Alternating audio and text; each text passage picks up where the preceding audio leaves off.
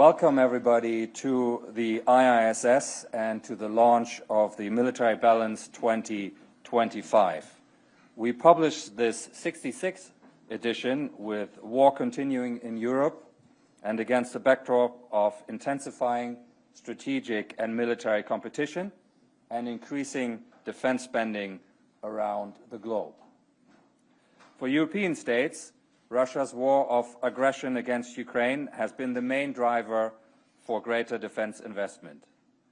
The war also demonstrated increasing connections between European and Asia-Pacific security, apparent not only in North Korea's decision to support Russia's war with about 10,000 troops, China's sale of dual-use technologies to Russia, but also in the growing prominence of South Korea as a defense supplier to European nations, such as Poland. Neither side gained a strategic advantage in the war's third year. Russian forces continue to experience significant casualties and equipment losses for only marginal gains. In our assessment, Russia lost 1,400 main battle tanks in 2024 and over 4,000 since the full-scale invasion in February 2022. Russia also increasingly relied on North Korea and Iran for munitions and materiel. And while its defense industry demonstrated resilience, its current rates of production and the refurbishment of stored vehicles will not offset battlefield losses indefinitely.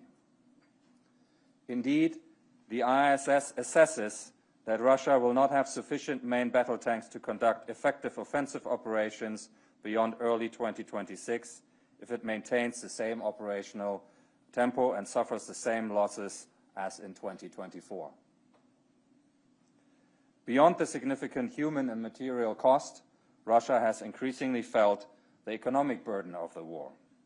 ISS analysis shows that Russia's total military expenditure grew by 42% in real terms in 2024 to an estimated $145.9 billion, equivalent to 6.7% of GDP, more than double the average seen before 2022.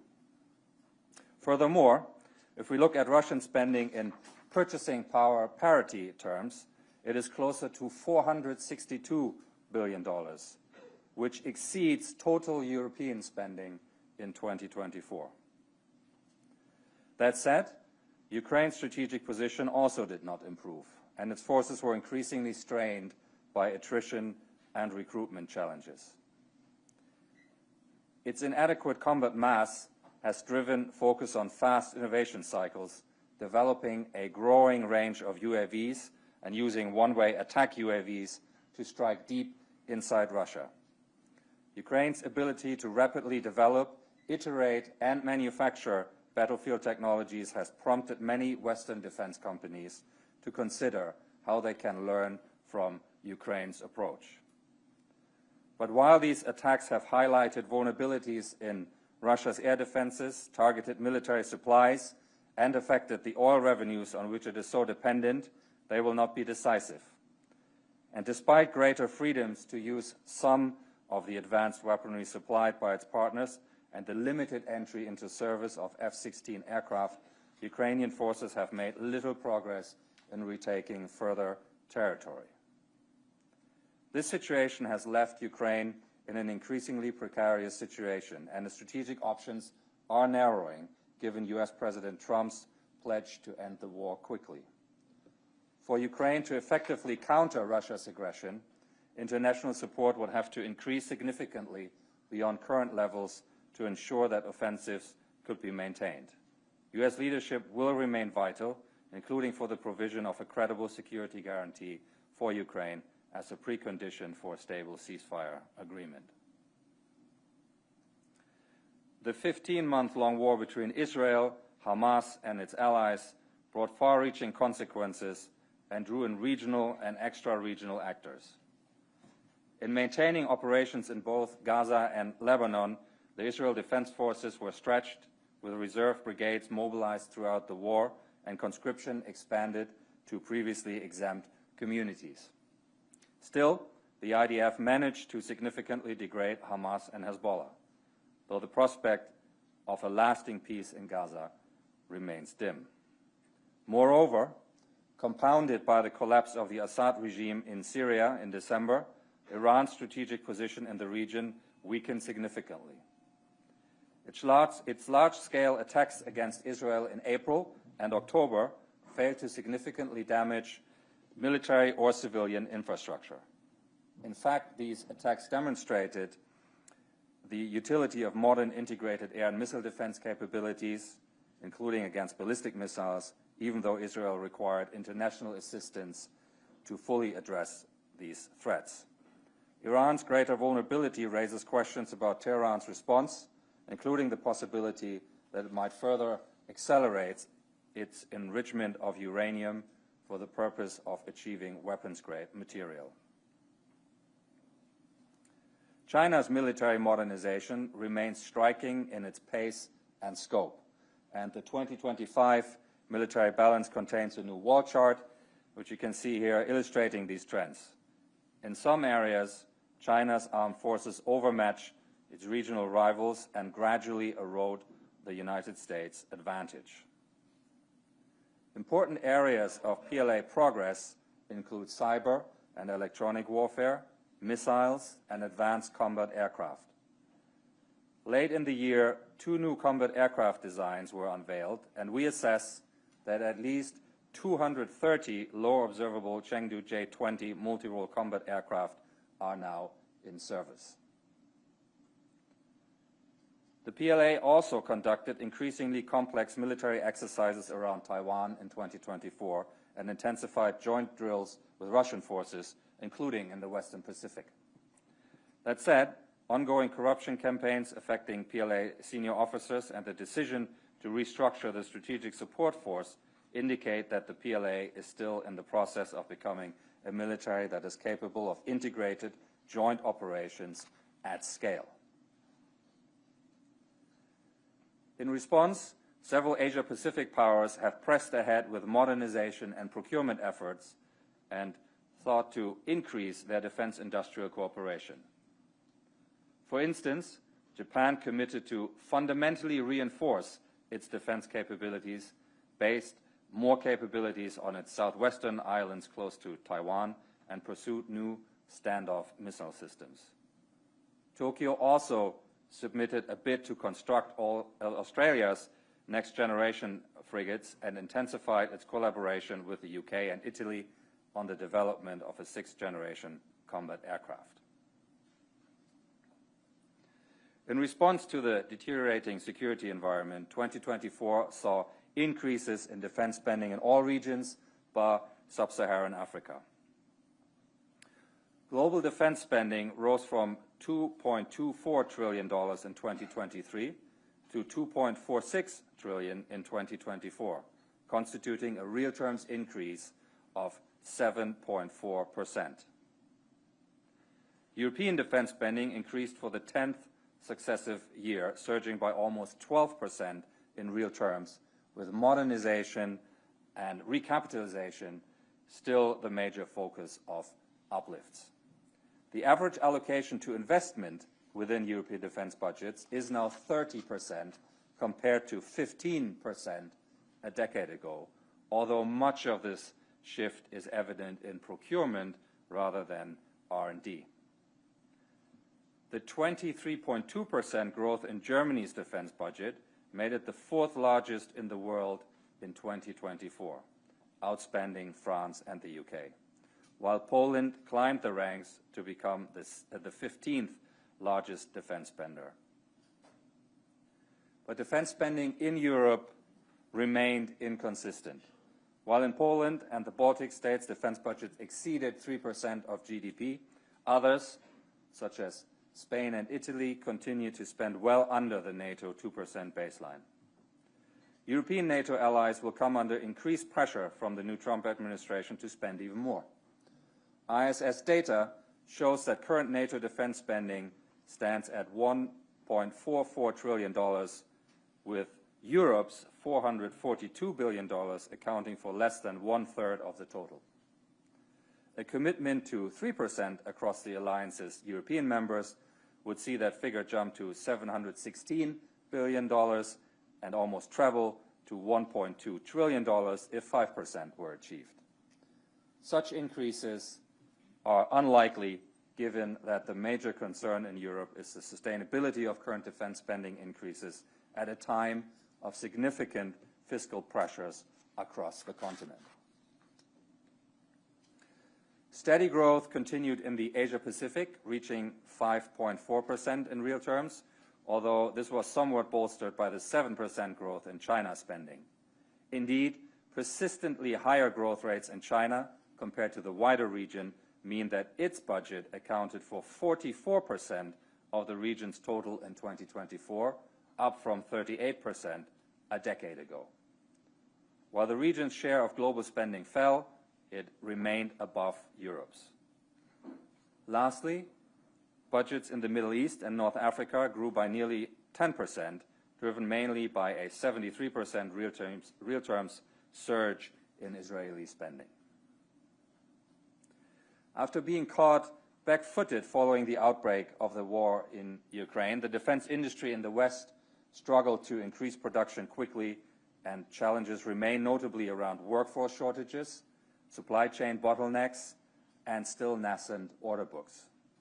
A range of disruptors who have entered the sector over the last decade, such as Anduril in the US and Helsing in Europe, have been quick to point to these difficulties as proof that a new, more agile approach to delivering defense capability is needed. In 2024, members of this new cohort of players unveiled systems intended to address pressing concerns for militaries, such as loitering munitions and autonomous systems. They received significant investment from the private sector, with Anduril's latest funding round in August valuing the company at $14 billion. These firms' order books remain relatively small, but the support they seem to have and their promise to quickly innovate and to rapidly scale production is challenging traditional defense primes over how to adapt amid a groundswell of support excuse me, in the US and Europe for innovation in defense and embrace of a Silicon Valley-like approach. To conclude, the fragile security environment highlighted in these opening remarks places a premium on the provision of accurate and impartial defense information. This work remains vital to the mission of the IISS. The 2025 military balance that we launched today and the open source data in our Military Balance Plus database is a major contribution to understanding strategic and military dynamics in over 170 countries, military spending around the world, defense procurements, as well as deployments and exercises. And with that, I will close and invite you to ask questions. We have a panel of experts here, many of them known to you, contributors to the military balance, and we're joined also by a couple of other ISS colleagues who will help address your questions. We also, I should say, have an online audience who also have the ability to ask questions, and my colleague Hugh here to my immediate right will keep an eye out for those questions. So we might take a mix of questions in the room and from the online audience. And once a microphone finds you, it would be great if you could quickly introduce yourself and let us know your affiliation. So with that, I'll open the floor for questions. So I've got a question over here. Hi there. I'm Lucia McKenzie. I'm a data journalist at Politico. I have a question about the statistic you gave on Russian military expenditure, that it has now, in purchasing power parity terms, slightly exceeded Europe's overall defense spending. Could you elaborate on whether that's been the case for several years or a long time, or if this is just a result of the war in Ukraine? Thank you. Thank you. Thank you very much. Fenella, can I ask you to take that? Thank you for the question. The PPP comparison is important to make, just to take into account the lower domestic input costs that Russia has. It's a difficult comparison because it would not be suitable to make the similar conversions for European spending. But it's a good indicator of why Russia is able to fund so much more with a seemingly smaller budget in US dollar terms. So the PPP figure is matching European defence spending in dollar terms. This hasn't been the case previously. It really is the result of remarkable growth in Russian defence spending. We had 18% in 2022 and 23, and obviously the 42% figure that we've had in 2024. 2025 growth looks to be a bit more moderate, closer to 15%, perhaps reflecting the fact that the tempo at such a high rate of tempo can be quite difficult to maintain, certainly in terms of wider economic issues now facing Russia. But I think the pace of growth, the scale of industrial reform and the reorientation of spending has been remarkable. But that's not to say that the challenges facing Russia's defence industrial output, for a start, aren't significant. Thank you. Thank you very much. And if we can we have a question there. Yeah, right there, and then we'll come to the front. Thank you. Good morning, Thomas Harding, the security editor for The National. Just to embellish on some of the points you made, you're saying that the Ukraine casualty figures are significantly higher than we've previously thought. The latest figure Zelensky gave was 45,000 dead. I just wondered what your view is on that, on how much higher they are. And the second thing is the Iran use of ballistic missiles and drones in Ukraine. You're saying that's increasing as well. Could you just sort of slightly go into detail on that, please? Thank you very much. Maybe I'll ask Henry to start, and then Douglas, if you want to take the second part. Yeah, Henry. I think the question is exactly where the Ukrainian casualty figure lies and what you mean by casualties and the distinction between dead, seriously wounded. There's sort of been in discussion over the last 3 years of this war. There's been significantly less open source information, intentionally, released on Ukrainian casualty figures than discussion of Russian ones. But I think that shouldn't underlie the serious level of casualties Ukraine has suffered.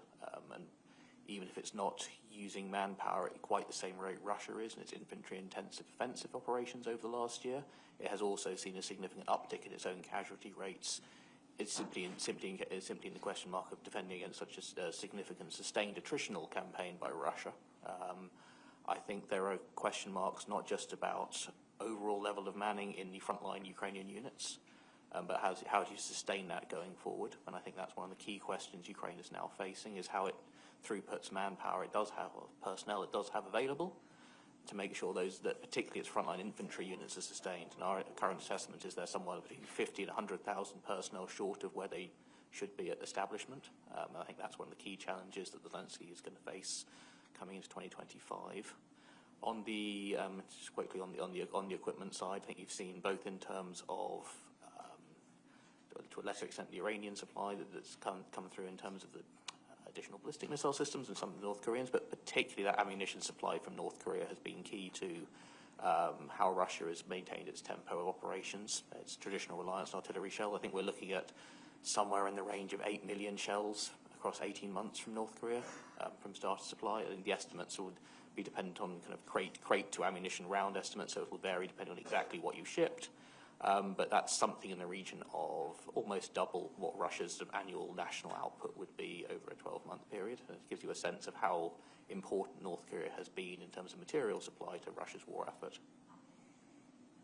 Douglas, do you want to? Yeah, Thomas, just on the uninhabited side of the house, obviously the Russian Goran is a clone of the Iranian Shahed. They're boosting manufacture. There looks like to be additional manufacturing sites being put together. It's predominantly used as a decoy. Over half of them seem to be simply decoys, but that doesn't mean that your defences can ignore it. You've got to be pretty confident it's a decoy before you leave it alone.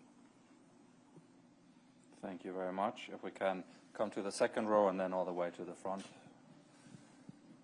Gentleman over here.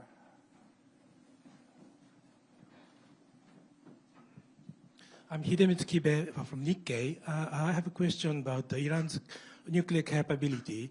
And what is the latest estimation of the breakout time for Iran to acquire nuclear bomb? And is it technically possible to extend that time by military or cyber operation? Okay. Maybe I'll ask Emil Hokayem to put a bit of context around that question, and then we'll turn to the panel here to address some of the more. Yeah, Emil. Thank you. Obviously, at present, there is a lot of attention paid to Iran's enrichment of uranium and possible brinkmanship. Sorry, can I ask you to stand up just for the camera? Obviously, there's a lot of attention paid to that issue because Iran's setbacks in other domains. There's not full clarity about Iran's progress at the moment. And the breakout time is quite a controversial matter.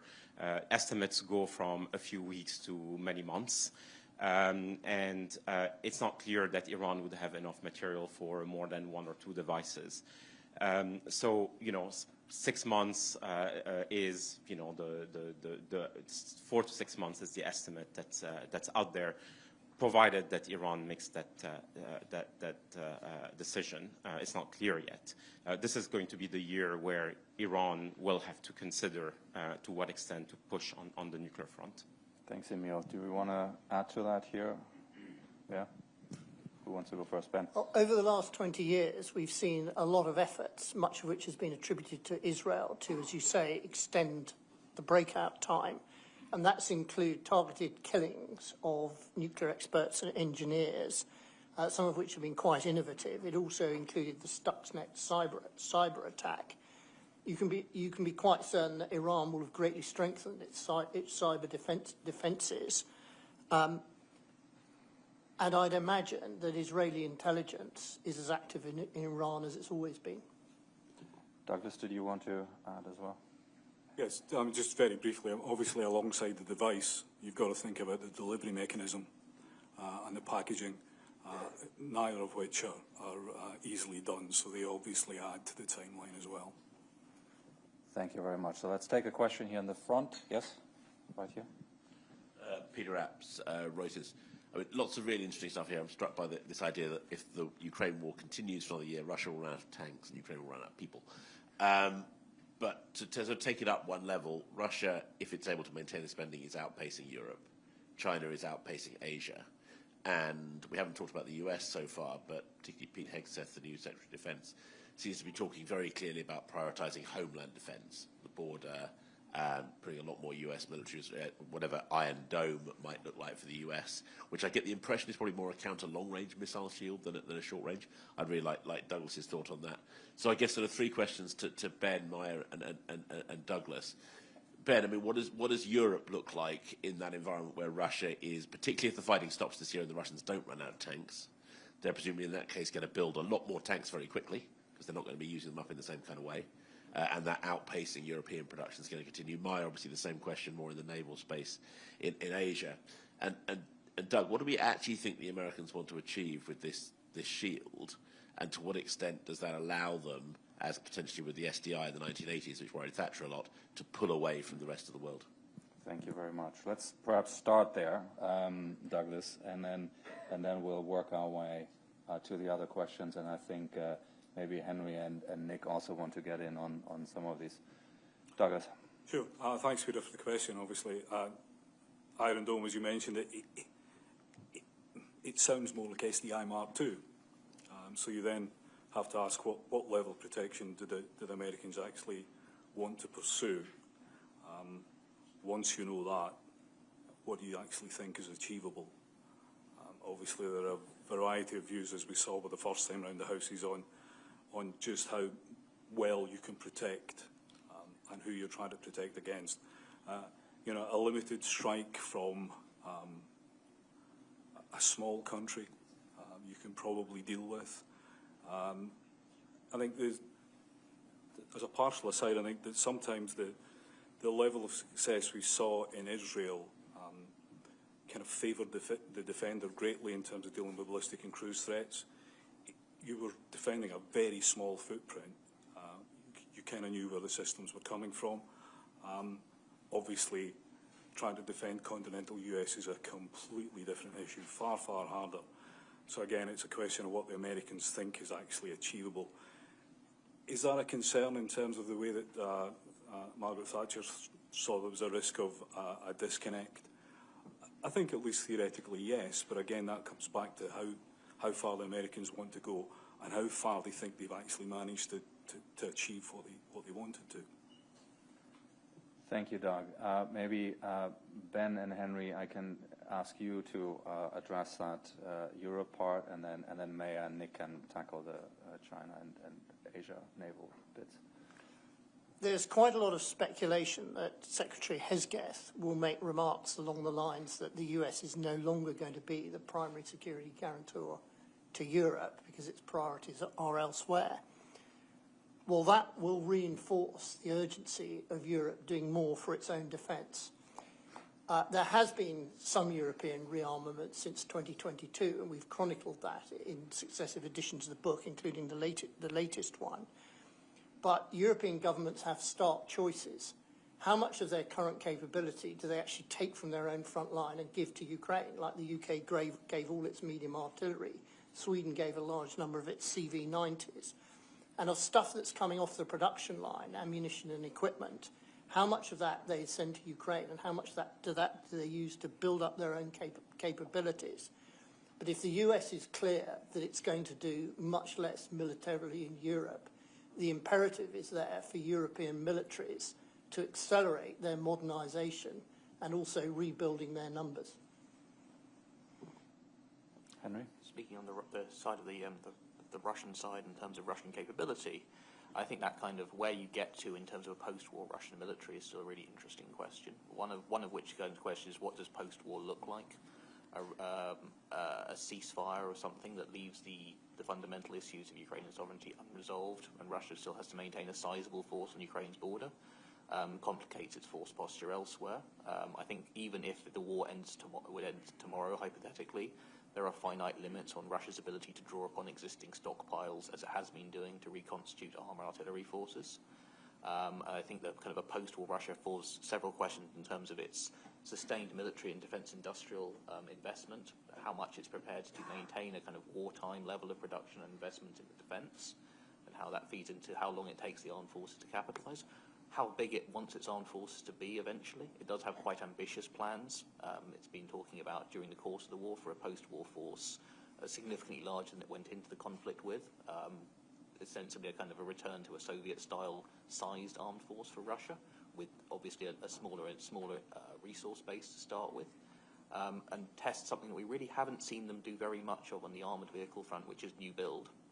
At some point in this, to build out this force, Russia is either going to have to significantly expand its new build production of armoured vehicles across the board if it wants to maintain an armoured force, rather than a very infantry-heavy kind of equivalent to what it's currently using, or in some way or shape or form find a way of importing capability from elsewhere in the world. I think those are two things that we haven't really seen a kind of a clear answer to from within the Russian establishment about where they're planning to go with that at the moment. Thank you very much. Who wants to start, Nick or Maya? Nick, do you want to kick off on this one? Yeah. Yeah, I'll kick off on the China-US balance, if you like, particularly in the context of the naval and maritime space. And as we're recording in the book, the Chinese naval modernization continues apace, with probably significant deliveries recently, not least in the amphibious shipping space, but also the expectation of significant submarine capability uplift going forward with new designs coming in. That's all based and is being fueled in significant ways by a very significant, broad Chinese shipbuilding industrial base, and this has become part of the issues around the United States' efforts, and particularly those of the US Navy, to respond to this. And it's been clear for some time that the US and the US Navy has been challenged in its response, and we've seen this in the way that plans and ambitions have evolved. That has focused a significant degree of concern and attention on the US in industrial base and capacity, and trying to move the needle on that with significant investments, but it remains a challenging issue going forward, clearly, and one that one would anticipate that the new administration will focus significantly on. There have been there are delays in a significant number of programs, capacity bottlenecks. Submarines has been highlighted, particularly in the context of support for the AUKUS program, but also delivering US Navy capabilities. Those remain challenged and challenging, and will be, I think, a focus further concern, but also in the context of the balance of capabilities going forward, and where the investments and focus on providing new capabilities are concerned between immediate concerns. And we've seen in the recent events globally, from Europe through to the Middle East, that the US Navy has shown once again its unique capabilities as far as being able to deploy and provide force on a global scale, but it has clearly stretched their capabilities, and balancing the required investments and the focus on industrial-based development, on providing for the longer term and modernization and building capability in the longer term, and sustaining an operational fleet in the immediate next few years will be another key area of concern, I think.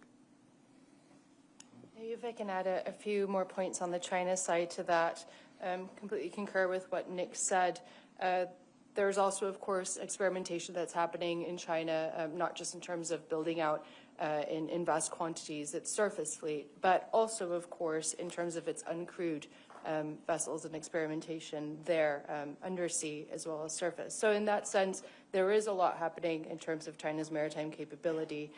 China's shipbuilding merger was confirmed last year through an asset swap, after a number of years of it being talked about. So that's finally come to a close. But I would say that there are, of course, two issues that face the PLA Navy and the PLA in general that continue to potentially delay or remain a work in progress towards its modernization goals. And that is issues around skilled talent, and we know that there have been reports last year around the PLA Navy in particularly lacking skilled talent to the extent that it requires for all of this new development, and second of all, experience. Now, on that sense, there has been a lot of activity, as we've noticed in 2024, not just, of course, around Taiwan, but in the South China Sea.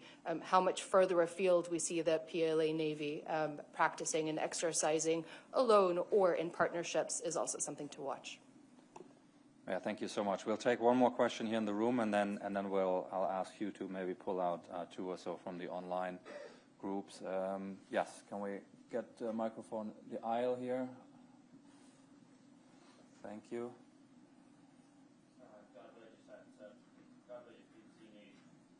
Can the UK defend itself against a ballistic missile attack? Douglas.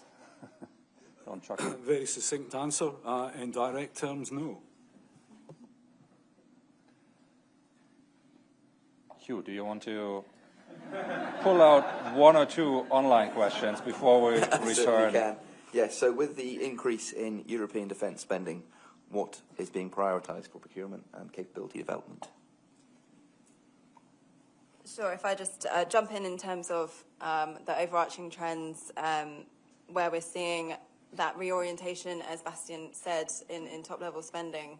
A lot of that is procurement rather than R&D. R&D budgets haven't actually increased as an allocation. It's still around 2%, and it's really a handful of countries in Europe that are accounting for the majority of R&D spending in Europe.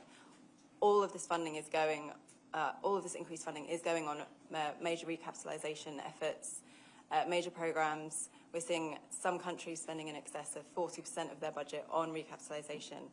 And a lot of this is obviously to do with the replacement of munitions, but also the uptick in capabilities required in terms of urgent operational requirements. So if you consider countries like Poland, the types of capabilities that they are acquiring are really in line with the urgent threats that they're facing within their procurement budget. And I think the other thing to consider is that where more and more countries are highlighting the need to invest more in innovation, the wider issue is that focus towards recapitalisation has squeezed other areas of defence spending across Europe. So now we're starting to see that impact on R&D. We're starting to see that impact on readiness levels, for instance, because we had such a squeeze on personnel spending and operations and maintenance.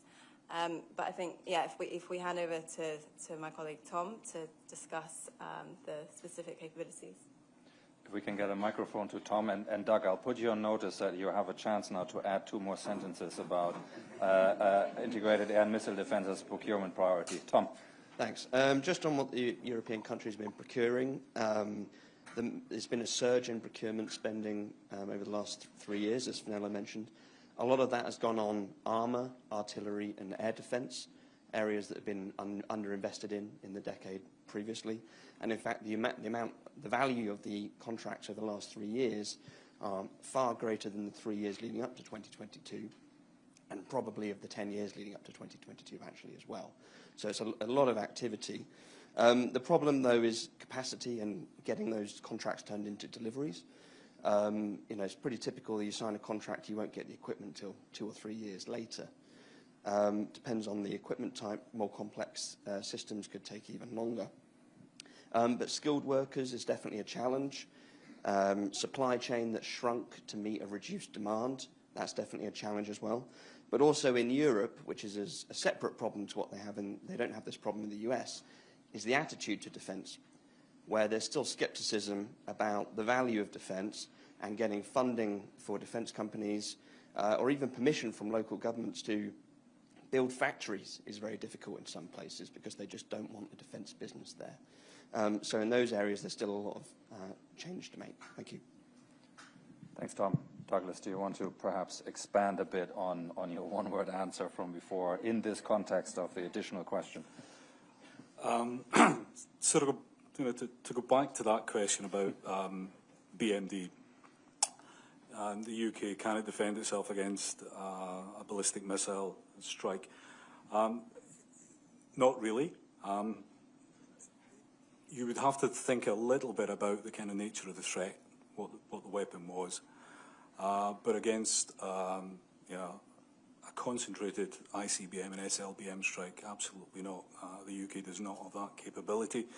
BMD generally is a wicked problem. That includes the US, although obviously has the capacity and the funding to do much more about it than the UK.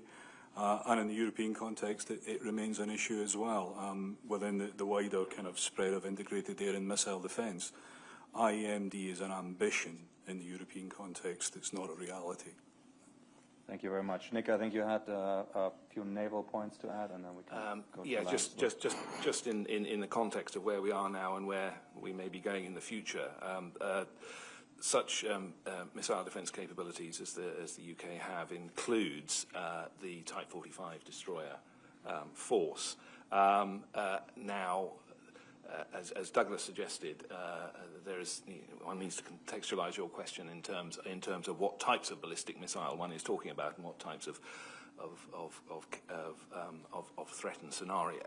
But as has been shown in the Red Sea, both with UK and other European deployments, there is a limited anti-ship ballistic missile capability that has been demonstrated, possibly slightly beyond the formal specification that these ships already have. But there is also a ballistic missile capability development path for the Type 45s, which will at least enhance the sea-based capability to deliver against a limited ballistic missile threat. And in the longer term, into the next decade, there is already the beginnings of thinking on a future replacement for the Type 45s. shorthand for that is Type 83, and I think there will be, not least because it will represent an increasing threat in the naval space, but more generally as well, there will, I'm sure, be an increased emphasis on ballistic missile capability defence for those successor vessels, and that is also already part of the ambition and part of the procurement ambition for a number of other European navies that are also looking at replacement vessels. Thank you very much. Ben, did you have something on the land side to add? It's not just for the defence of mainland UK, but it's for the defence of UK forces that are deployed on expeditionary operations. The UK has only that very minimal shipborne capability. Now, if you put this to someone from the MOD, they'll say, but the UK will be working with its allies and will be part of NATO. When we looked at the implications of an all-out war between Russia and NATO, it became quite clear to us that NATO itself doesn't have enough integrated air and missile defence, and despite additional procurements, probably still doesn't. I think there's a wider political issue as well. If we'd been having this meeting 80 years ago, we'd have been in a city under attack by conventional ballistic missiles and cruise missiles. Even if a country doesn't have national ballistic missile defence, it can cut its civilian casualties by half if it has simple civil defence systems like warning and directing people to shelters. And we've seen the effectiveness of that, for example, in Israel recently. So you can't just talk about national ballistic missile defence. You've got to, at the same time, have an uncomfortable conversation between the government and the people and industry about civil defence. Thank you very much. Good. We've got a more comprehensive answer now. Now we've got a question all the way in the back. I'll stand up if my knees hold out. It's Robert Fox, Evening Standard. I do detect a large elephant in this room. Possibly it may turn out to be a grey rhino. I'm up with all the buzzwords, or even a black jellyfish. SDR and its implications. Is Britain in danger of being incapable in practical terms of fulfilling its NATO and ally obligations? Or will we continue on the trajectory, since we cannot expect 2.5% of GDP, so we're led to believe until after 2030, that it'll be gestural rather than practical? Subset obligation to allies. Can we really afford the kind of sums that are in prospect for AUKUS and for GCAP? And finally, matching operational capability and readiness, which I find very difficult to parse from what I've been able to see of the military balance so far. How are advanced countries in the NATO alliance going to mitigate what is quite clearly a personnel and recruiting chronic deficiency, which is turning into a crisis in some cases?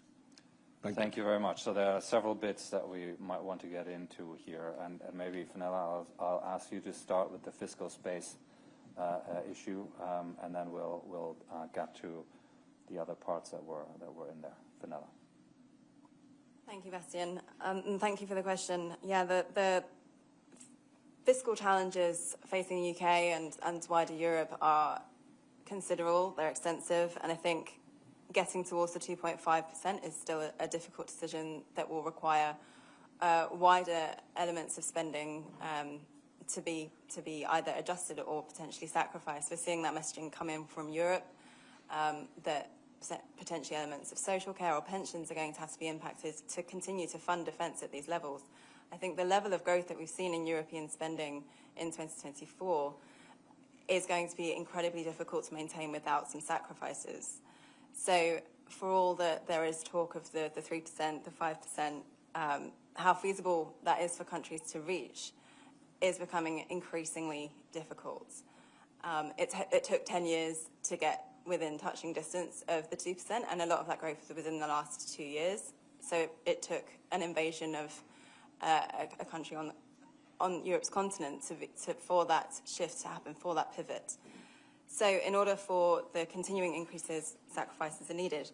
Within the UK, we are obviously seeing that affordability gap within the equipment plan. It's been fairly sustained. I think there was 1 year where they managed to close the gap and then inflation hit, and they're now still having to cover the costs of that. And that's going to have longer-term ramifications because there are now increased costs for all that inflation has abated. Costs are still incredibly high. A Europe-wide issue, but within the context of the UK, because there was the chronic, if you will, difference or deficit within the equipment plan over its 12-year life so far, that has had ramifications now, and now the decisions are starting to feed through. So without that top-level spending uplift towards 2.5%, there would need to be further cuts announced within this upcoming SDR. The initiatives announced or in the lead up towards a new defence industrial strategy are looking at how to promote UK defence exports and look towards greater partnerships and collaboration as a way to ease pressure on budgets, and we are seeing that across Europe as well, a lot of initiatives. Then the kind of worms of UK third-party access, but beyond that, I think the partnerships that we're seeing grow across Europe and including the UK are a strong signal that the UK is looking towards different ways to try and alleviate some of that pressure on the budget itself. Thank you. Thank you very much. Maybe I'll turn next to James Hackett to say a few words about the readiness, the recruitment, and those challenges, and then we'll return to the point about UK commitments.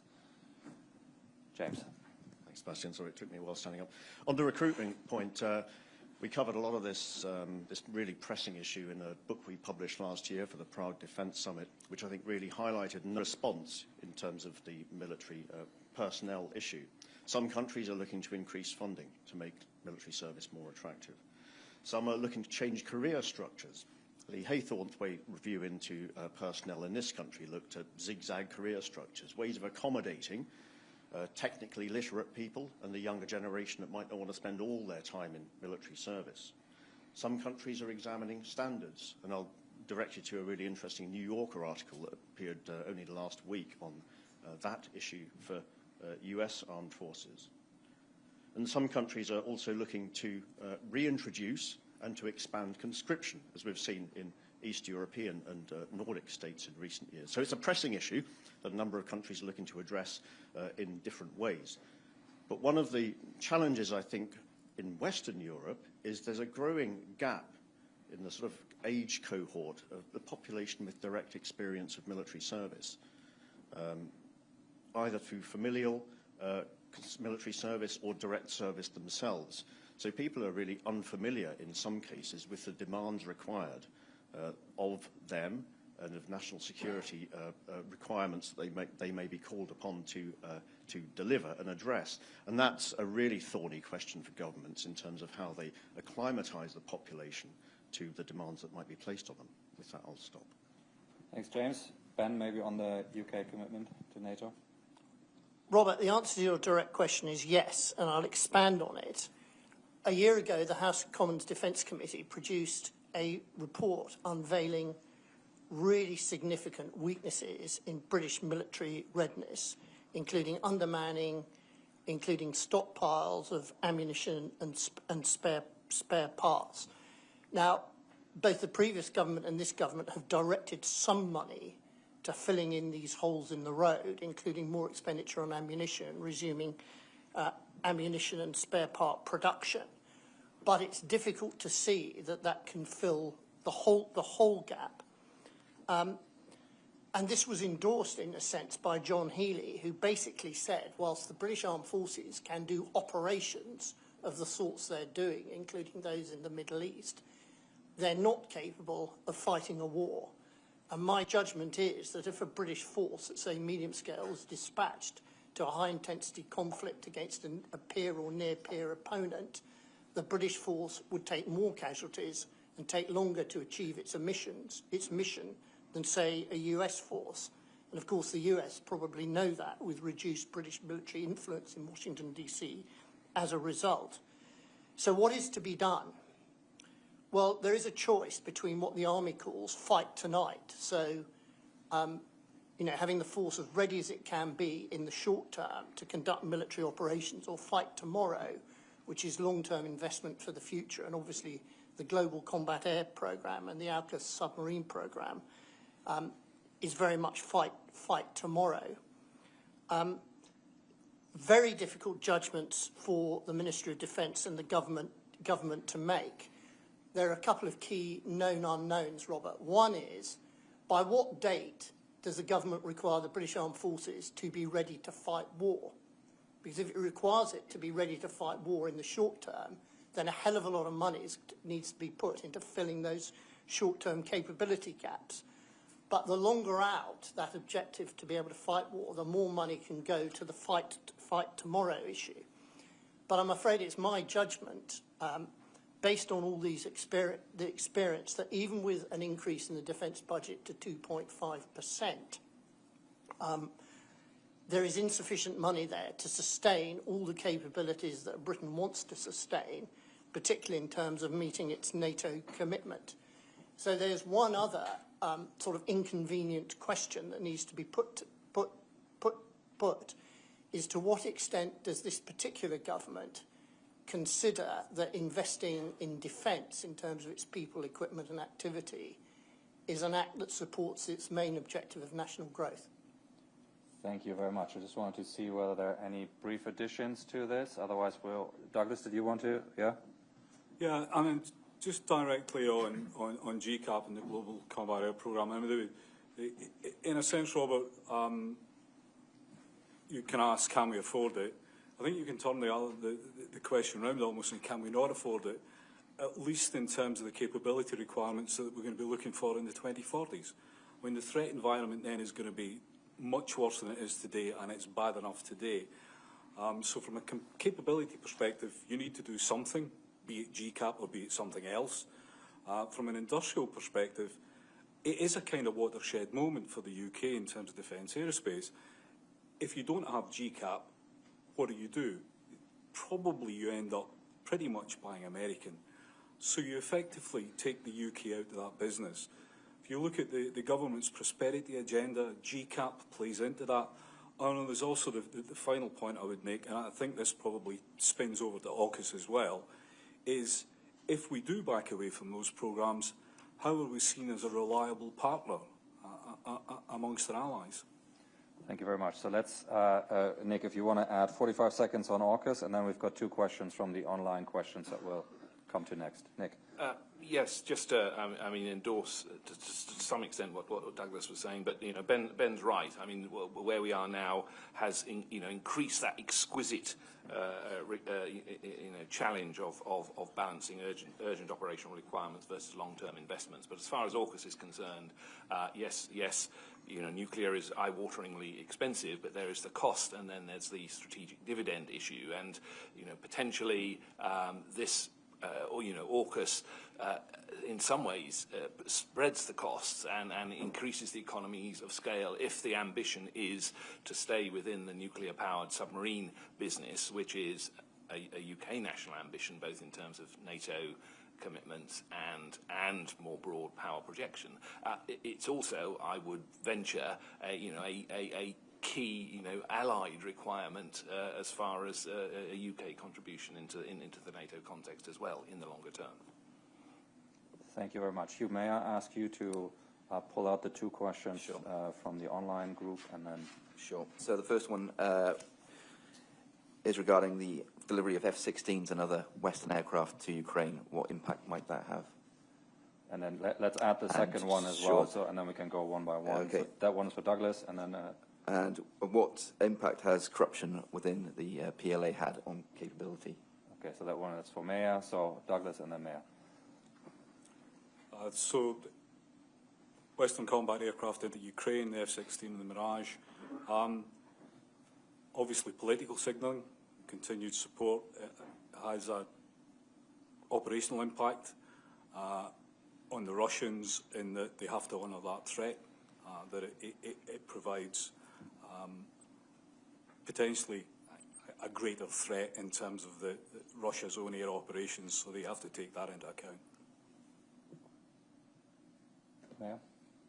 Sure, thank you. On terms of the impact of PLA corruption investigations on capability, I think we have to recognize the breadth of these investigations, not just across the PLA rocket force in the last year, but also, of course, touching on other services, including the now disbanded Strategic Support Force this year and late last year, some questions around the Navy, and of course also the way that it impacted and expanded to China's defense industrial base as well. That being said, I think recognizing that corruption investigations in the Chinese context can serve two purposes. One, rooting out real corruption to do around opportunities that might have been presented in procurement processes. And second of all, of course, use as a political tool. So if we think about these two different uses of corruption investigations, I'd say the disruption to the PLA's longer-term modernization progress is limited. There will be short-term disruption, but it doesn't necessarily present a game-changing deal breaker for longer-term ambitions. Thanks. Thank you very much. So we'll return to the room here. There's a question all the way in the back. Yeah.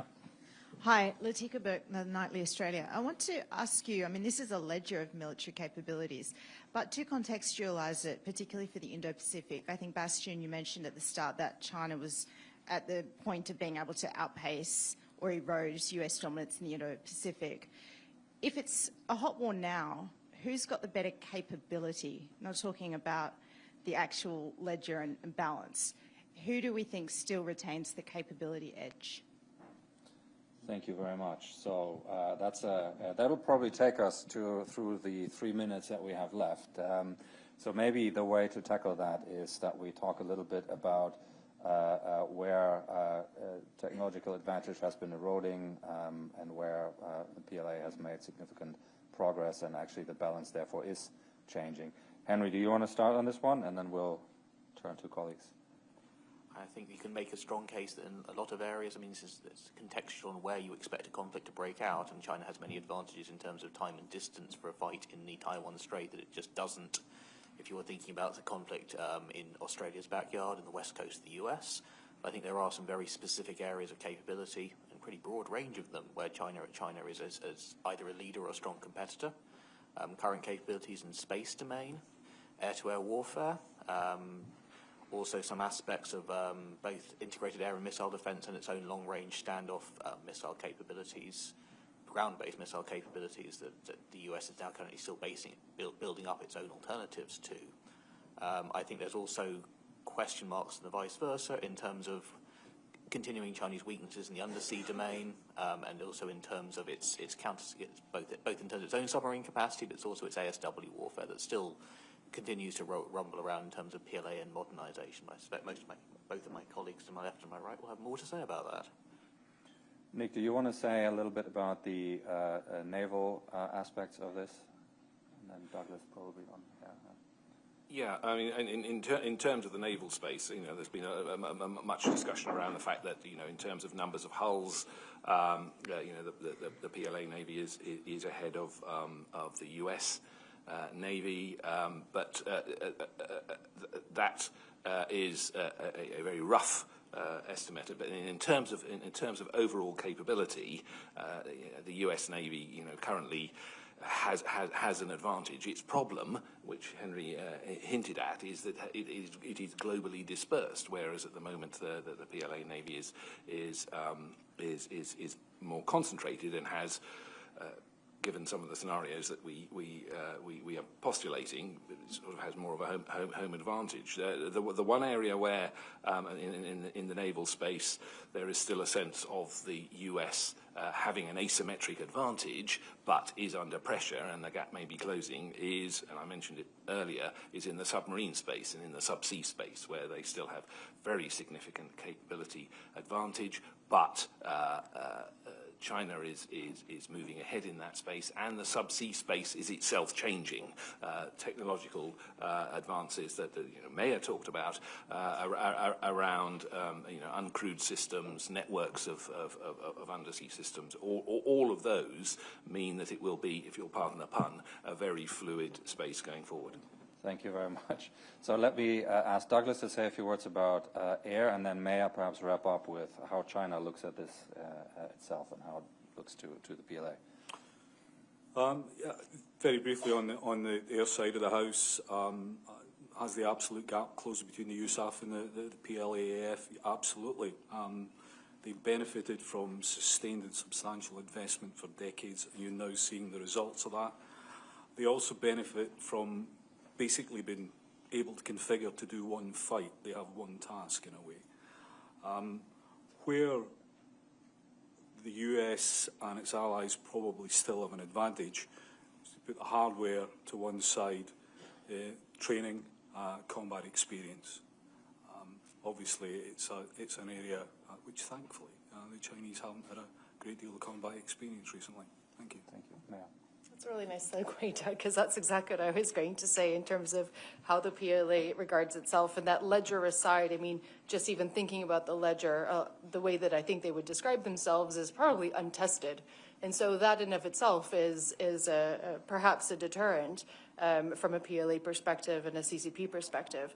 But that experience part, the softer angles of PLA modernization are still very much a work in progress. And it's not just, I think, about the kind of real-world combat experience that they're lacking, but also testing things like command and control and how they work in not just crisis, but conflict situations, whether or not exercises and drills are expanding at the rate and to the scope that they are required, to what extent integration between the services and across the now 4 support arms is in fact in place and successful.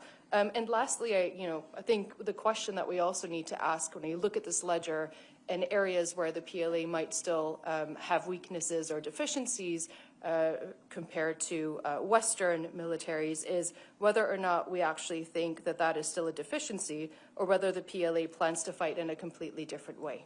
Thank you.